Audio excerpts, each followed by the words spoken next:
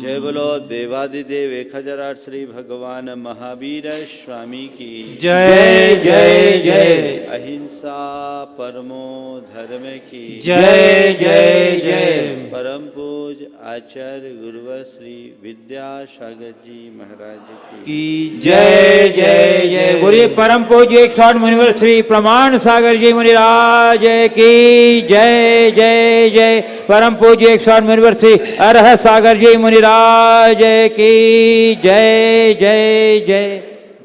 आज वर्ष का अंतिम दिन है और कल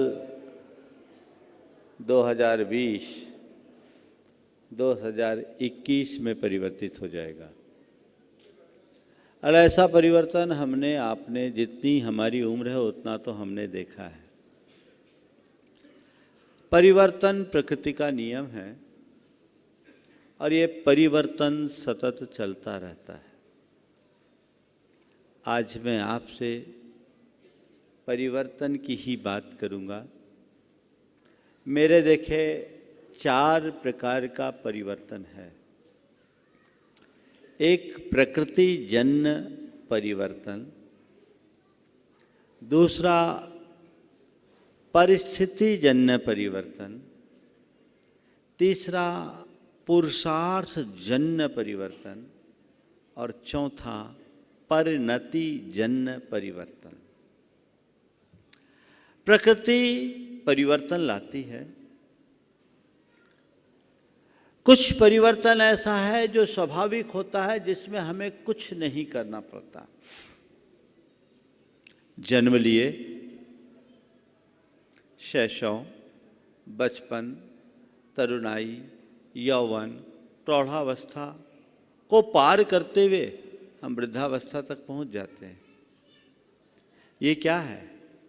ये एक परिवर्तन है ना। लेकिन इस परिवर्तन में हमने क्या किया?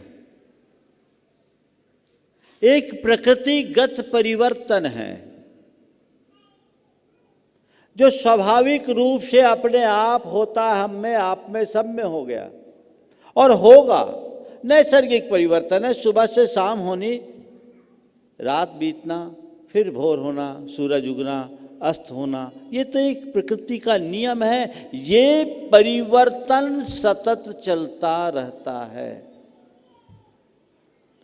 तो प्रकृति ने आपको बच्चे से जवान, जवान से प्रौढ़, प्रौढ़ से वृद्ध बना दिया।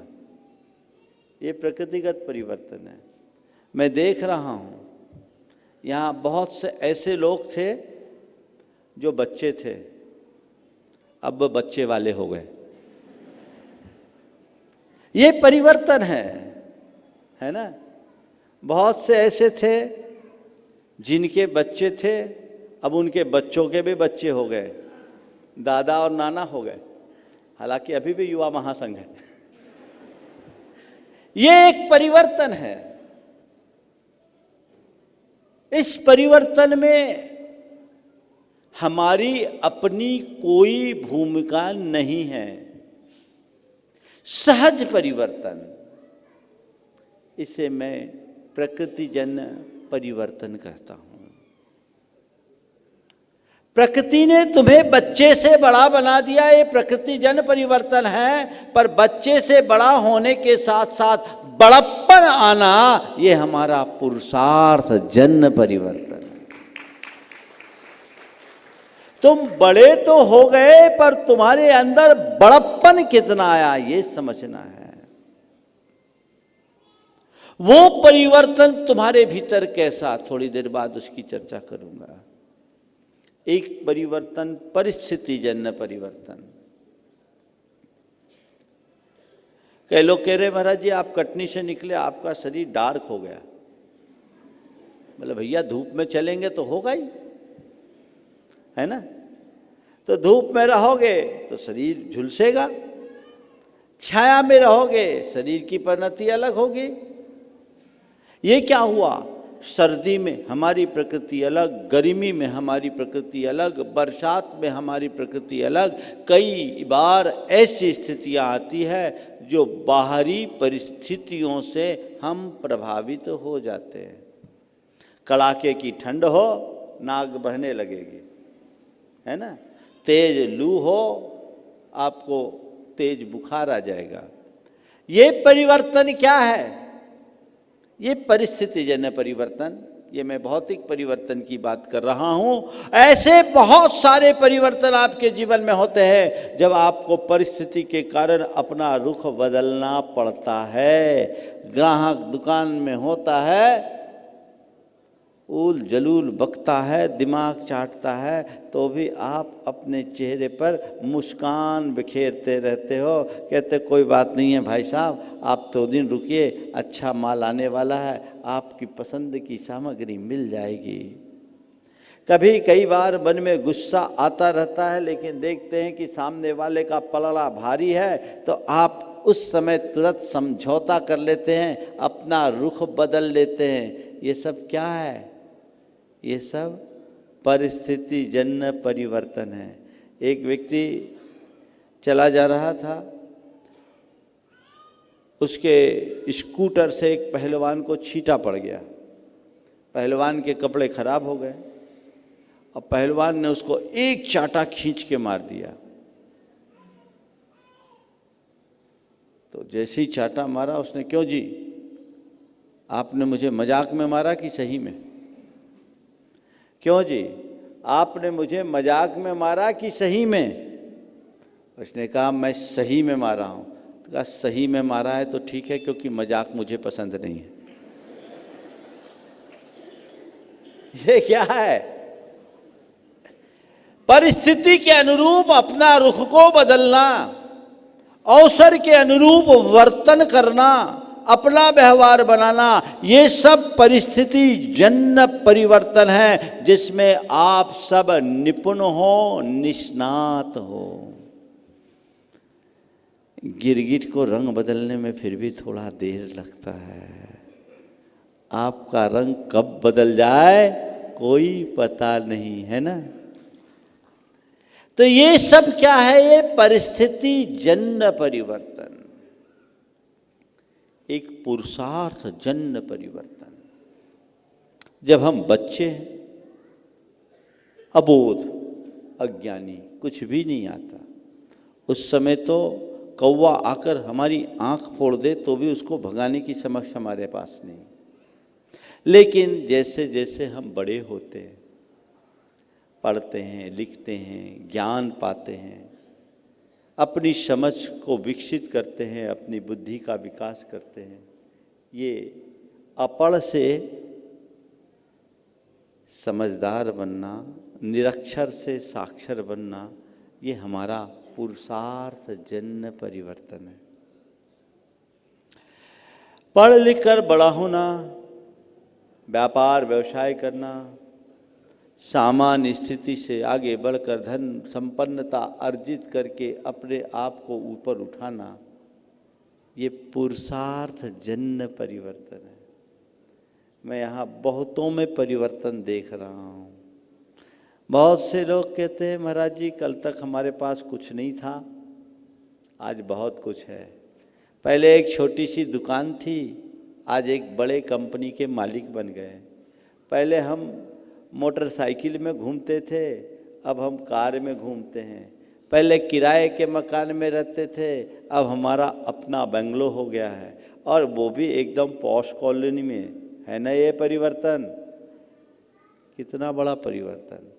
निश्चित ही परिवर्तन अपने आप नहीं हुआ, ये पुरुषार्थ जन्य परिवर्तन है। जो परिश्रम करके परिवर्तन होता है वह सब पुरुषार्थ जन्य परिवर्तन है। उसके लिए आपको अतिरिक्त कुछ करना पड़ता है, मेहनत करनी पड़ती है, पसीना बहाना पड़ता है। ये परिवर्तन तुमने कर लिया। यहाँ भी मैं बहुत बड़ा परिवर्तन देख रहा हूँ। पहले जब यहाँ आए थे 2004 में, तब केवल एक गौशाला थी, पर जबलपुर वालों पर गुरु कृपा ऐसी बरसी कि ये गौशाला नहीं, दयोदय तीर्थ का रूप धारण कर दी। और तीर्थ भी ऐसा जिसमें सारे आनुषांगिक अंग एक जगह हो। भारतवर्ष में ये पहला स्थल बनने जा रहा है जहाँ आहार दान, औषधि दान, आवास दान और ज्ञान दान, चारों दानों का समावेश रूप है। जबलपुर वालों, तुम लोगों को पता नहीं इसका एहसास है या नहीं, पर मैं मानता हूँ तुम्हारा भाग्य बड़ा प्रबल है, इसीलिए गुरु कृपा इतनी बरस रही। जब यहाँ गौशाला खोली गई थी तो कल्पना भी नहीं होगी, क्यों मल्ल कुमार जी, है ना कक्का, कोई कल्पना नहीं। गौशाला, हम तो पता है गौशाला जब बन रही थी उसकी भूमिका में शुरुआत में थे, शुरुआत हुई, लेकिन जबलपुर वालों की श्रद्धा, भक्ति, समर्पण और उसके प्रताप से गुरु कृपा आप पर बरसी। गौशाला के बाद गुरुदेव ने प्रतिभा स्थली की बात सोची। देश में अनेक स्थान थे, वो कहीं भी कर सकते थे, लेकिन उन्होंने जबलपुर को ही क्यों चुना? जबलपुर को ही क्यों चुना? केवल इसलिए क्योंकि जबलपुर को संस्कार धानी के नाम से जाना जाता है। गुरुदेव की ये दूरदर्शी दृष्टि रही कि संस्कारों की बात, संस्कारों का शंखनाद संस्कार धानी से ही होना चाहिए। और ये कृपा आप लोगों पर बरस गई। प्रतिभा स्थली के रूप में आज इतना बृहत परिसर अभी तो मैंने देखा भी नहीं है, लेकिन चावल तो एक ही देखा जाता है, सब पता लग जाता है, बाकी तो बाकी समय में देखूंगा। पर मैंने यही सोचा, इसलिए अब जबलपुर में बाहर से प्रवेश करना है तो शुरुआत तो यहीं से होना चाहिए, क्योंकि ये तीर्थ भूमि है। और जिस जगह गुरुदेव के कितने 3 चातुर्मास हुए ना, 3 वे 2 चातुर्मास और अनेक प्रवास, तो जिस जगह पर गुरु के चरण पड़ते हैं वो हम सब के लिए तो ऐसे ही तीर्थ बन जाती है। तो इस तीर्थ भूमि की वंदना करने का मनोभाव लेकर हमने कहा कि पहले इसकी शुरुआत यहाँ से अपनी शुरुआत होनी चाहिए। ये बहुत बड़ा अवदान है गुरुदेव का जबलपुर वालों के लिए। इससे जबलपुर वालों का गौरव भी बढ़ा है और उन्हें पुण्य लाभ की भी प्राप्ति हुई। फिर प्रतिभा स्थली के बाद पूर्णायु की भी बात आ गई। अभी तो 2 ही साल हुए पूर्णायु को, 2 साल। ये पूर्णायु आचार्य महाराज के मन में पता नहीं कैसे आ गया, और क्या बढ़िया नाम दिया पूर्णायु। अभी पूर्णायु तो शुरू ही हुआ है, लेकिन ऐसे अनेक लोग जो अगर एलोपैथी ट्रीटमेंट लेते तो अभी तक मर चुके होते, आज यहाँ आकर अपनी जिंदगी को निराकुलता से जी रहे हैं। मैं एक उदाहरण दूंगा। सागर के ऋषभ जी मड़ावरा को कैंसर हो गया, डॉक्टरों ने कीमो के लिए बोल दिया। वो बहुत परेशान थे, मेरे पास भी आए। मैंने कहा गुरुजी जैसा बोल रहे वैसा करो, गुरुदेव का आशीर्वाद लो। गुरुजी ने कहा कहीं नहीं जाना, पूर्णायु जाना। और वो पूर्णायु आ करके ट्रीटमेंट लिए, आज सही सलामत है। ये इस बात का द्योतक है, अमर तो कोई नहीं हो सकता, लेकिन पूर्णायु नाम ये बताता है कि यहाँ आने वाला व्यक्ति अपनी आयु पूरी करके जाएगा, बीच में नहीं जाएगा, और धर्म ध्यान के साथ जाएगा। ये गुरुदेव की बड़ी दूरदर्शी सोच का उदाहरण है। ये हमारे धर्म प्रभावना का एक बहुत बड़ा अंग भी है, जनहित का एक बहुत बड़ा कार्य है। ये जैन अजैन सभी के कल्याण का कारण है। तो ये गौशाला, प्रतिभा स्थली, पूर्णायु और चौथा चरण जिनालय के रूप में भव्यता के साथ संपन्न हो रहा है। तो ये चारों चीज़ें एक साथ यहाँ पर घटित हो रही है। और मैं देख रहा हूँ ये छोटा परिसर बड़ा रूप ले लिया।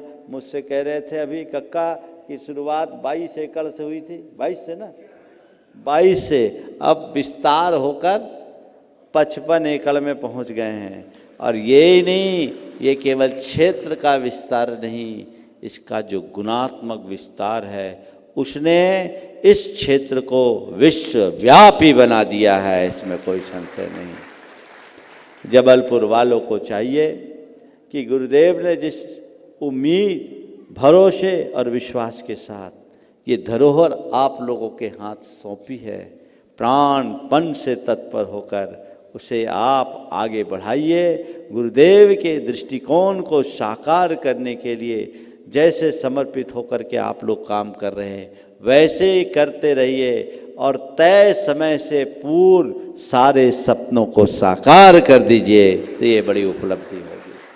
तो मैं परिवर्तन की बात कर रहा हूँ, ये परिवर्तन अनायास नहीं हुआ, इसमें गुरुदेव की कृपा बरसी, आप लोगों ने अपनी उदारता का परिचय दिया और पुरुषार्थ किया।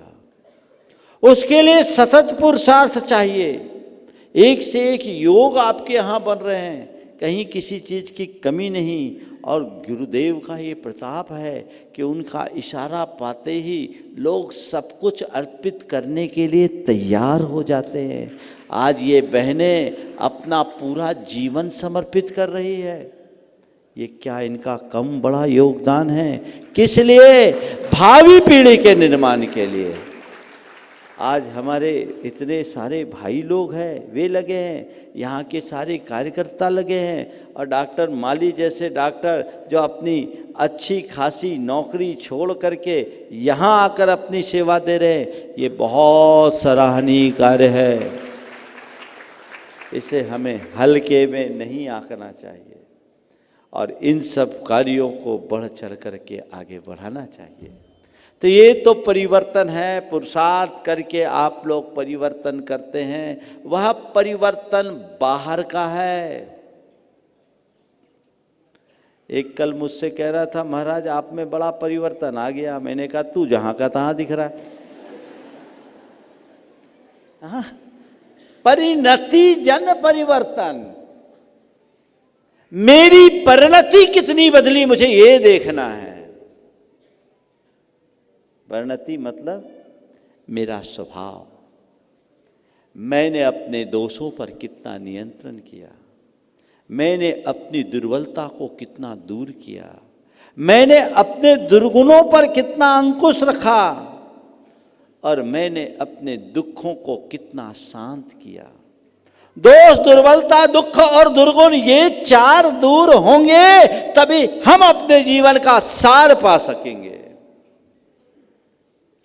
एक बात ध्यान रखना, बाकी परिवर्तन में कोई दूसरा निमित्त हो सकता है, पर मेरी परिणति तो केवल मेरे हाथ में है, उसे मुझे ही संभालना होगा। किसी की कृपा से मेरी परिणति नहीं बदल सकती। मेरी परिणति केवल और केवल मेरे संकल्प से बदल सकती है, और कोई रास्ता नहीं है।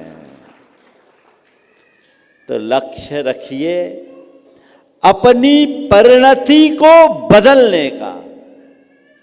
मेरी परिणति परिवर्तित हो, बाकी परिवर्तन तो हमने अपने अतीत के अनंत जन्मों में अनंत अनंत बार किया है। काश ये समझ पहले आ गई होती और अपने भीतर की परिणति को बदल दिया होता, तो आज हमारा स्थान भी सिद्धों की श्रेणी में आ जाता। लेकिन आंखें फूटी रही, विवेक बुद्धि जागृत नहीं हुई, अज्ञान के अंधेरे में जीते रहे और गोरख धंधे में ही उलझे रहे, तो भीतर की परिणति आखिर संभले तो कैसे संभले। संत कहते हैं, अज्ञानता में जितना खो गया सो खो गया, खो जाने दो। अब जो बचा है उसे संभाल कर रखो। बस 2020 आज समाप्ति पे है, 20 में बहुत सारी चीज़ें आपने भोगे हैं, 21 आएगा। तय करना है 21 में हमें हर काम 21 करना है। कहीं से 19 तो होना नहीं, 21 होना चाहिए। और 20 के अनुभवों का लाभ उठाकर 21 में अगर हम आगे बढ़ते हैं तो एक बहुत बड़ी उपलब्धि होगी। वो हमें अपनी परिणति को बदलने का संकल्प लेना है। कल नव वर्ष के रूप में पूरे देश के लोग मनाएंगे। मैं यही कहूँगा, अगले आने वाला वर्ष उत्कर्ष का कारण बने, ये प्रयास हमारा होना चाहिए। आज की आधी रात में जो आप 31 की नाइट के रूप में देखते हैं, शराब शबाब के चक्कर में अपना समय बर्बाद मत कीजिएगा। अपना जीवन भगवान के नाम से शुरू कीजिए। लौकिक दृष्टि से आप नव वर्ष मनाना भी चाहते हैं तो मेरा आप सबसे संदेश यही है कि कल की प्रभात बेरा में सूरज उगने से पहले अपना आँख खोलना, सूर्योदय के पहले आँख खोलोगे तो तुम्हारा भाग्य हमेशा जागृत रहेगा। और प्रभु के चरणों में आके आराधना करना, कुछ ऐसे शुभ संकल्प अपने हृदय में जगाना जिससे आने वाला वर्ष तुम्हारे जीवन के उत्कर्ष का कारण बने। पूजा भक्ति आदि की आराधना आप सबको करना है। कल यहाँ पर भी प्रभु का अभिषेक और शांति धारा का आयोजन यहाँ किया गया है। बृहद आयोजन, ये अपने आप में बहुत बड़ी बात है। मैं जब भी महाशांति धारा कराता हूँ, जीव दया की बात करता हूँ, और ये बड़ा अच्छा संयोग है कि ये महाशांति धारा पहली बार हमारे उपस्थिति में गौशाला में होने जा रही है। और ये बहुत पुण्य का कार्य है। जीव रक्षा के निमित्त आपका शब्द लगने वाला है। बढ़ चढ़ करके आप सबको हिस्सा लेना चाहिए। आज तो यहाँ हम आए ही हैं, अभी कल का कार्यक्रम यहाँ है ही, परसों का भी लाभ आप सबको यहाँ मिलने वाला है। आप लाभ लीजिए। हमने सोचा 3 संस्थाएं यहाँ मुख्य रूप से कार्यरत है तो तीनों के लिए एक एक दिन तो होना ही चाहिए, उससे कम में काम नहीं चलेगा। आप सब लाभ लीजिए, उत्साहपूर्वक ऐसे ही अपने आप को बनाए रखिए इस भाव के साथ। चूँकि समय मेरा पूर्ण हो गया, शंका समाधान यहीं पर 3 बजे से 3 बजे से यहाँ होगा। चैनल पर तो अपने समय पर मिलेगा, लेकिन यहाँ 3 बजे से शंका समाधान का कार्यक्रम होगा। परम पूज्य गुरुदेव के चरणों में नमन करने से पूर्व मंगल भावना की 4 पंक्तियों के साथ विराम लूँगा, बल्कि पूरी मंगल भावना करूँगा आज। मंगल मंगल होए जगत में सब मंगलमय हो।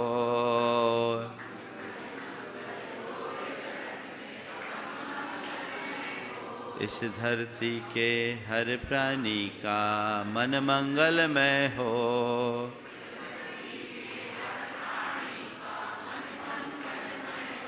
कहीं क्लेश का लेश रहे ना दुख कहीं भी हो।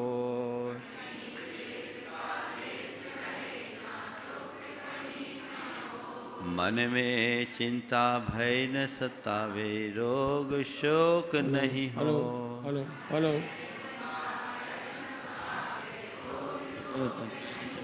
नहीं बैर अभिमान हो मन में, क्षोभ कभी नहीं हो।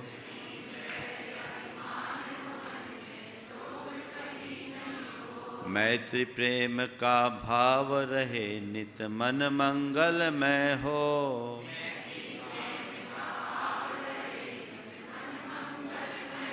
मंगल मंगल होए जगत में सब मंगलमय हो।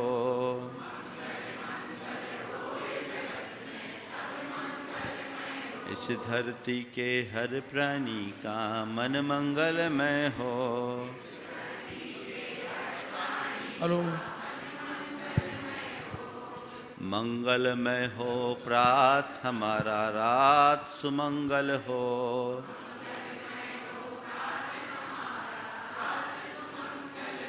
जीवन के हर पल हर क्षण की बात सुमंगल हो।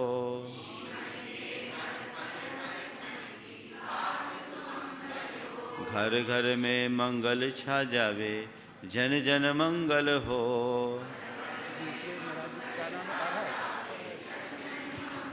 इस धरती का कन कन पावन ओ मंगलमय हो।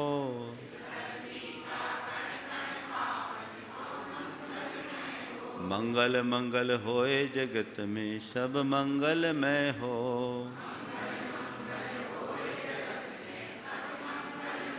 इस धरती के हर प्राणी का मन मंगलमय हो।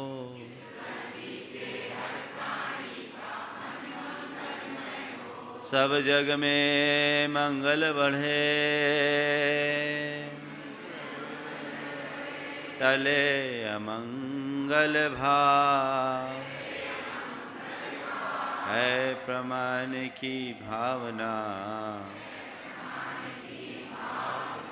सब में हो सद्भाव।